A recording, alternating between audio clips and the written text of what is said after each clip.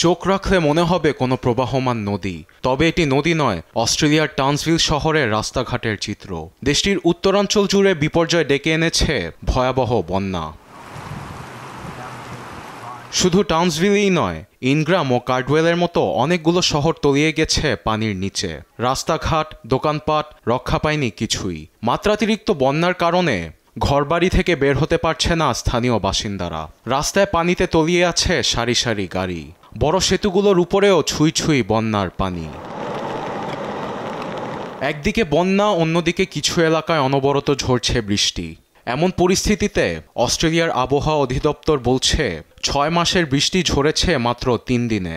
24 ঘন্টায় রেকর্ড করা হয় 300 মিলিমিটার বৃষ্টিপাত, যার কারণে দেখা দিয়েছে মাত্রাতিরিক্ত বন্যা। হারবার্ট নদীর পানি 15 মিটারের বেশি বাড়লে তলিয়ে যাবে 2000-এর বেশি বাড়িঘর, এমনটি বলছে টাউন্সভিলের দুর্যোগ ব্যবস্থাপনা বিভাগ।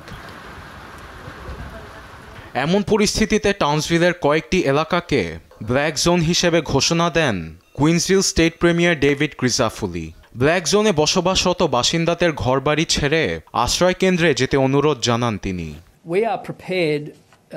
নদীর পানি বাড়লে আমরা দুর্যোগ মোকাবেলা করার জন্য প্রস্তুত আছি। এক এক কমিউনিটিতে এক এক ধরনের দুর্যোগ ব্যবস্থাপনার কৌশল অবলম্বন করা হয়েছে। বন্যার কারণে ক্ষতিগ্রস্ত মানুষের সহায়তা প্রদানে অক্লান্ত পরিশ্রম করছে অস্ট্রেলিয়ার দুর্যোগ ব্যবস্থাপনা বিভাগ, এমনটি জানান Queensland deputy police commissioner Shane শেলাপি।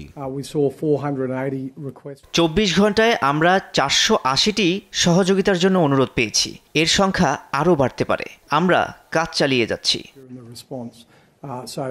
প্রাণহানির পাশাপাশি বন্যা কবলিত এলাকাগুলোতে আটকা বহু মানুষ।